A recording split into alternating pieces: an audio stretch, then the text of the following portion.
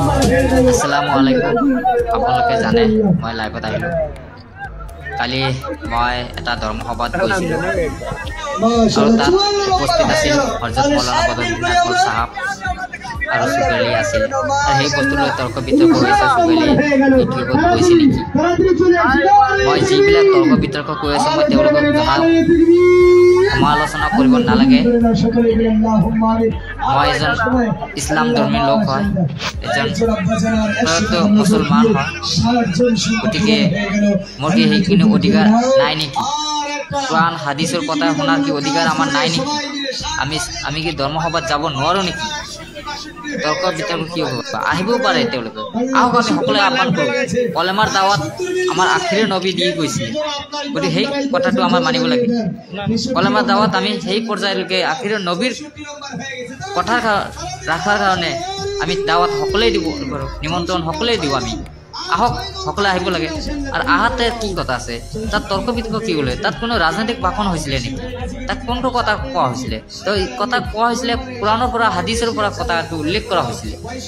R হেতুলৈ তৰ্ক বিতৰ্ক কিয় কৰিব লাগে ৰাইজ আইছিল ভাল কথা তাত যাৰা ফুকা দিছে দিব পাৰে তার কি কথা আছে তেওঁলোকে কি মুনাফা লৈ আছে হেতু নাজানো মই কি লৈ গৈছে হেতু নাজানো মই যে এটো কৈছে যে মোৰ কি ইসলামৰ কথা ইসলাম কেনেকৈ আগুৱাই ল'ব লাগে ইসলামত কি কি কেনেকৈ চলিব লাগে কেনেকৈ হলে আমি আগুৱাই যাম কেনেকৈ আমাক ই আছে সেইবিলাক বিষয় লৈ আমাক আলোচনা হয় আর সেই বিষয়লৈ আমি জানো আর হেতু তর্ক বিতর্ক কিয় কৰিব লাগে মই আচৰিত হৈ গৈছো সেইবিলাক তৰ্ক বিতৰ্ক কৰিবৰ কাৰণে আহিছে আজমল ডাঙৰীয়া ভাল লাগিছে আৰু মোৰ ঘৰৰ ওচৰতে প্ৰায় 1 পৰা কি সৰি 2 পৰা 2.5 কিলোমিটাৰ দূৰ হয় মোৰ ঘৰৰ ওচৰতে 2.5 কিলোমিটাৰ ডিফাৰেন্স হোৱাত কি মই কি যাব নোৱাৰো নেকি মোৰ কি অধিকাৰ নাই নেকি ধৰ্মসভা শোনাৰ কি অধিকাৰ নাই নেকি ইছলাম ধৰ্মত যাওয়াৰ কি অধিকাৰ নাই নেকি মই কি মুছলমান নহয় নেকি মই ইছলাম ধৰ্মৰ লোক নহয় নেকি তাৰ কাৰণে আজি তুলফা লাগি গৈছে মৌলানা বদৰুদ্দিন আজমল সাহেব লগত সুগেলি দেখা গ'ল যাৰা ফুগাটো আছিলে তেওঁলোকে দিব পাৰিছে তেওঁৰ ব্যক্তিগত কথা আৰু মানুহে বিচাৰিছে হেতু মানুহে কলে নামানে আপোনালোকে মই সকলোৱে আহ্বান কৰোঁ আজি ইছলাম ধৰ্ম কোন পথত গৈ আছে আপোনালোকে নিশ্চয় দেখা পাই আছে ইছলাম ধৰ্ম সকল মানুহে ধ্বংসৰ পথত গৈ আছে আহক আমি সকলোৱে ইছলামৰ যি আমাৰ আখিৰৰ নবী যি আমাৰ হযৰত মুহাম্মদ পাক সাল্লাল্লাহু আলাইহি সাল্লাম যি কলেমাৰ দাওয়াত তেওঁ দিছিলে সেই দাওয়াতটো আমি সকলোৱে ইছলাম ধৰ্মী সকল মানুহে যাতে কবুল কৰিব লাগে আৰু সকলোৱে যাতে সেইটো পালন কৰি সকলোকে দাওয়াত দিব লাগে আৰ কলেমাৰ তলত আহিব লাগে বুলি আমি সকলে আহ্বান কৰো আমার কোরআন হাদিসের কথা উল্লেখ করা হয় তার বেলেগ আলোচনা নহয়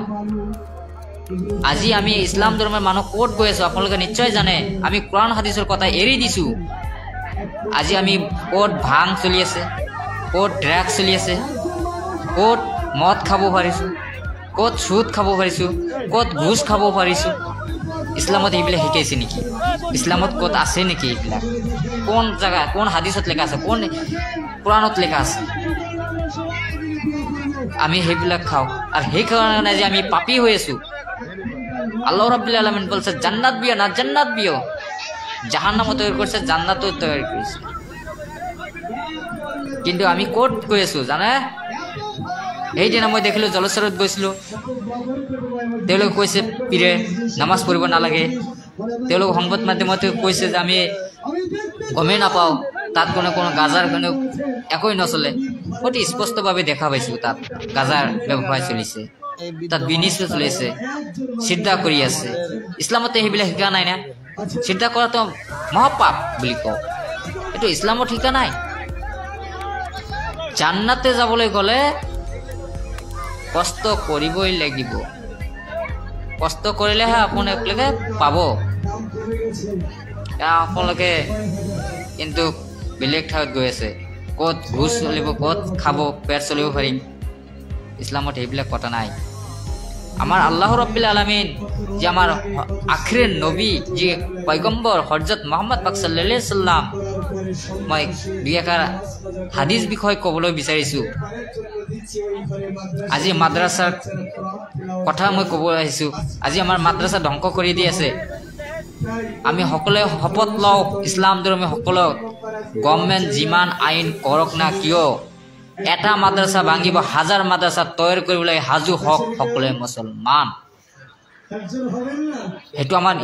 এটা ভাঙিব আমি 10টা ভাঙিব আৰু সেইটো গভৰ্ণমেণ্টে কৰা নাই আমাৰ নিচিনা মানুহে কৰি থাকে আমাৰ নাগান মানুহে যে সেইটো এনেকুৱা মানে জিহাদ কাৰ্যকলাপ চলি আছে অমুক চলি আছে তমুক চলি আছে এনেকুৱা আমি মিছা কমপ্লেইন দি আমি মাদ্ৰাছা ধ্বংস কৰি দিওঁ আৰু যিজনে এইবিলাক ষড়যন্ত্ৰ কৰে আল্লাহ ৰাব্বুল আলামিন কেতিয়াও তাক ক্ষমা নকৰে এইটো চিধা চিধি কথা তাত কোনো কোৰআন হাদিসেৰ কথা উল্লেখ কৰা হয় কোৰআনেৰ বিষয় লৈ তেওঁলোকে পড়াশোনা কৰা বেলেগ কোনো পড়াশোনা কৰা নাই কোনো জিহাদিৰ কোনো উল্লেখ নাই কিন্তু সেইবিলাক নাম দি আমাৰ মাদ্ৰাছা বোলে ধ্বংস কৰি আছে আৰু কিছুমানে ইটিংকি কৰে মাদ্ৰাছা আমি নপঢ়াও মাদ্ৰাছাত আমি ষ্টুডেণ্ট নেদিও মাদ্ৰাছা জনে ছাত্ৰ দিছে সি মাদ্ৰাছাৰ মৰ্মটো তেওঁলোকে বুজি পাব জনে যাৰ ল'ৰা পঢ়ি আছে ইটিম ল'ৰা আল্লাহ ৰাব্বুল আলামিনৰ যি আমাৰ দষ্ট যি আখিৰ নবী ইটিম মানুহ আছিল আমাৰ হযৰত মুহাম্মদ পাক সাল্লাল্লাহু আলাইহি সাল্লাম ইটিমক কেনেকৈ সহায় কৰিছিল জানে আপোনালোকে মই এই বিষয়ে এটা কৈ দিম কিমান মাদ্ৰাছাত ইটিম মানুহ দেউতা নাই মা নাই কোনো গাৰ্জিয়ান নাই এনেকুৱা মানুহ হৈছে নিমখ ভাত খাই পড়াশোনা কৰাই আছে কেতিয়াও তেওঁলোকে কান্দি কোৱা নাই মই নিমখ ভাত খাইছোঁ কেতিয়াও কোৱা নাই আমি সেইটো উল্লেখ নাযাওঁ সেইটো আমি মৰম নকৰোঁ আমি তাক ঘৃণ কৰোঁ হে মাদ্ৰাছা ল'ৰা সেইটো কালেকশ্যন কৰি খাইছে ভিক্ষা কৰি আছে এনেকুৱা এনেকুৱা কিবা লাজ নকটা কৈ থাকে মানুহ এইবিলাক লাজ থাকিব লাগে মাদ্ৰাছা দিয়ক যদি মাদ্ৰাছাৰ ল'ৰা এজন আলেম হয় আপোনাৰ ল'ৰা আপোনাৰ কাৰণে যদি একো নকৰে আপোনালোকে যেতিয়া মৰিব তেতিয়া জানাজাৰ কোনে কৰিব আপোনাৰ ল'ৰাই কৰিব বেলেগে না তেওঁ কান্দি কান্দি তেওঁ চিঞৰি চিঞৰি ক'ব মই দেউতাৰ পটকৰ কাৰণে জানাজাৰ কৰাৰ কাৰণে তেওঁলোকেহে মাত মাতিব আৰু তেওঁলোকেও কৰিব জানাজাৰ পঢ়াৰ কাৰণে তেওঁ নিজেও বেলেগক মাতিব নালাগে বেলেগ আলেম দি মাতি আমি দোৱা কৰি দিওঁ যদি আপোনাৰ ল'ৰা সন্তান যদি আপোনালোকৰ সন্তান থাকে যদি সেই এলেম শিক্ষা থাকে তেতিয়া কোনো বেলেগক তাত যাব নালাগে নিজেই পঢ়া শুনা কৰি আল্লাহৰ ওচৰত মা দেউতাৰ কাৰণে চিঞৰি চিঞৰি আল্লাহ ৰাব্বুল আলামিনৰ নিকটত তেওঁলোকে চিঞৰি চিঞৰি কান্দি কান্দি তেওঁলোকক ক্ষমা খুজিব যে আমাৰ দেউতা মাক জান্নাতে লৈ যাওক বুলি তেওঁ চিঞৰি চিঞৰি কান্দি কৰিব আমাৰ আখিৰৰ নবী ইতিমসকলে এজন সাহাবাক সুধিছিলে যে এটা ল'ৰা তাক কান্দি কান্দি আহি আছে সেই ল'ৰাটো কোন হয় তেতিয়া সুধিছিলে সেই ল'ৰাটো কোন মাতিছিলে তেতিয়া সুধিছিলে হে ল'ৰা তুমি কিয় কান্দি আছা ইমান চিঞৰি চিঞৰি কিয় কান্দি আছা সি তেতিয়া ক'লে মোৰ মৰম কথা কোনে বুজে তেওঁ একো নকয় চুপচাপ হৈ থাকি তেওঁ লাষ্টত ক'লে কিছুমান থকাৰ পিছতে ক'লে যে মই কি ক'ম মোৰ মনৰ কথা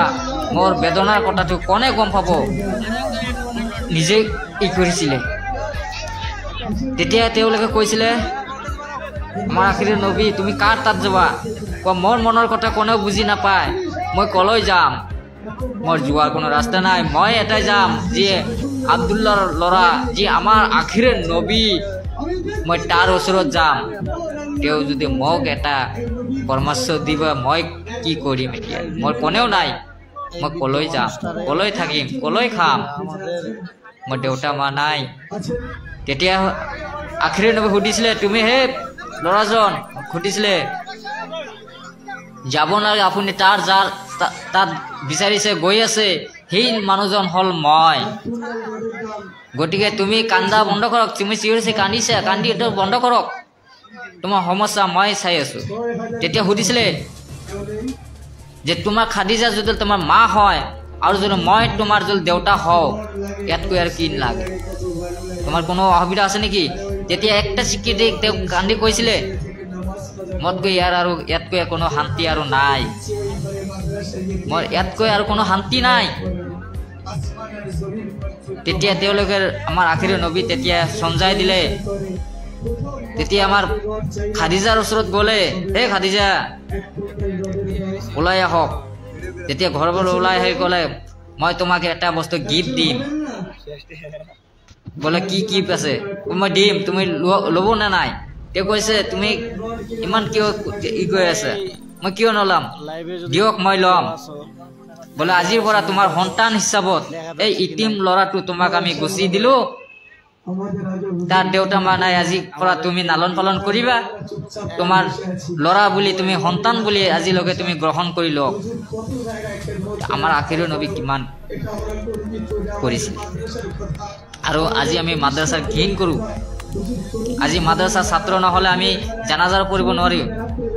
আজি মাদ্ৰাছাৰ ছাত্ৰ নহ'লে আমি বিয়া পাতিব আবদ্ধ নহওঁ। আৰু সেই ল'ৰাবিলাকক আমি ঠাট্টা ইটিংগি কৰি থাকোঁ। আপোনালোকে জানে আমাৰ বিশ্ব ৰেকৰ্ড কৰি গৈছিলে বিশ্ব নবী যি হজৰত মুহাম্মদ পাক সাল্লাল্লাহু আলাইহি সাল্লাম যি কলেমাত দাৱাত দিছিলে আৰু তাৰ কাৰণে কিমান সাহাবা শ্বহীদ হৈছিলে, কিমান আঘাত আমাৰ আখিৰি নবী খাইছিলে। তাৰ লগত যিবিলাক সাহাবা আছিলে তেওঁলোকে বহুত খাইছিলে। তেওঁলোকে মৰাৰ মৃত্যুৰ আগত সাহাবাকক কৈ গৈছিলে যে সেই সাহাবা, আমাৰ যি কলেমা, যি পতাকা, ইছলামৰ যি পতাকা, সেই মাটি যাতে নেপেলাব। তোমালোকে ময়দানে যোৱা, যুদ্ধ কৰক, যুঁজি সেই মৰক। তোমালোকে নিৰ্দেশ দিছিলে তেতিয়া তুমি পতাকা কেতিয়াও নেপেলাই দিবা। ইছলামৰ পতাকা মাটিত যাতে কেতিয়াও নপৰে, আৰু যেতিয়া পৰিব তেতিয়া পৰা ইছলাম ধ্বংস হৈ যাব। গতিকে সেইকাৰণে ইছলামত পতাকা যাতে কেতিয়াও মাটিত নপৰে। সাহাবা সঙ্গে সঙ্গে তেওঁলোকে গুচি গ'লে। ময়দানত যাই পেলাই যুদ্ধ আৰম্ভ কৰি দিলে। যুদ্ধ আৰম্ভ কৰাৰ পিছত তেওঁলোকে নুগ্ৰুত বুলি কোৱা হয়। এই নুগ্ৰুতে সুধিছিলে, হে সাহাবা, তুমি যদি মোৰ কথা নুশুনা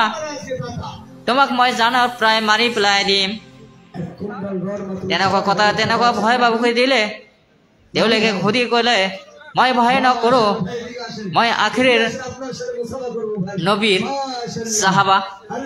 গতিকে মই ইছলামৰ হৈ মই যুঁজে সেই মৰিম। তোমালোকে যিমানে ভয় দেখুওৱা নাই কিয়, মই কাৰো দেখি ভয় নকৰোঁ। তেতিয়া সুধিছিলে, তুমি তেতিয়া ইছলামৰ পতাকা হাতত লৈ তেওঁলোকে অকলে গৈছিলে। প্ৰথম তেওঁ অকলে আছিলে, কিন্তু ভয় নকৰাৰ কাৰণে তেওঁলোকৰ হাতত যি পতাকা আছিলে, এই পতাকা হাতত যেতিয়া আমাৰ তৰোৱাল চলাৰ পিছৰ লগে লগে তেওঁ হাতটোত জমিনৰ তলত পৰি গ'লে। পৰি যোৱাৰ পিছতে আকৌ সেই ইছলামৰ পতাকা আকৌ